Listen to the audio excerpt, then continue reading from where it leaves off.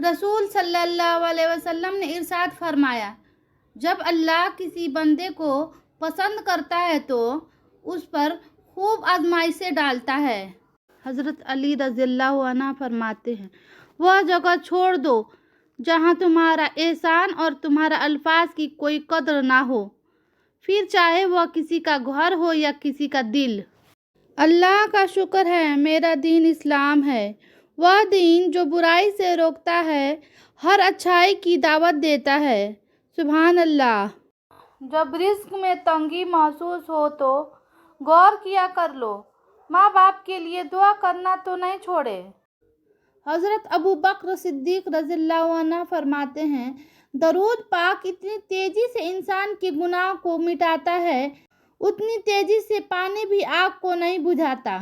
यूसुफ अलैहिस्सलाम जानते थे कि सारे दरवाजे बंद हैं, फिर भी बंद दरवाजे की तरफ दौड़े थे और खुदा एक एक करके सारा दरवाज़ा खोल दिया था। कभी अगर लगे कि तुम्हारे लिए भी दरवाज़ा बंद है तो जान लो कि तुम्हारा और यूसुफ का खुदा एक ही है। हदस, जलन, कुड़न ऐसी लानती बीमारी है जो ईमान को खोखला और अल्लाह की रहमत से महरूम कर देती है।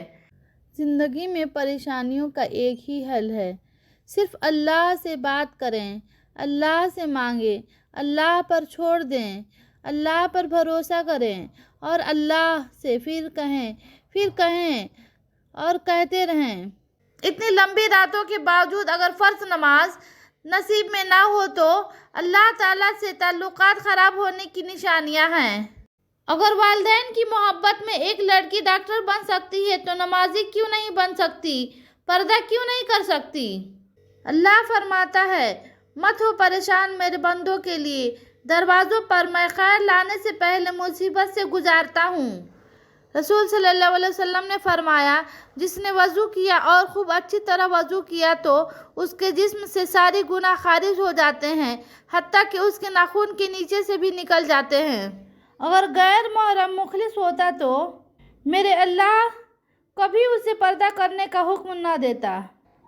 जब दिल ना करे नमाज पढ़ने का तो सिर्फ हाजिरी लगाने ही चले जाया करो, उसे बताया करो दिल नहीं लगता है, थका हुआ जिस्म है, मगर तेरे मोहब्बत में हाजिर हूँ मेरे अल्लाह।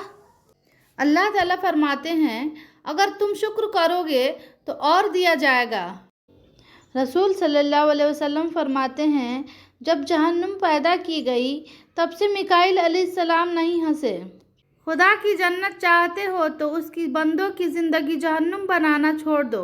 समझदार बीवी वह होती है जो ज़िंदगी के मामलात में हमेशा खाविंद को बड़ा बना कर रखे, क्योंकि खाविंद को अल्लाह ने मर्तबा में बड़ा बनाया है।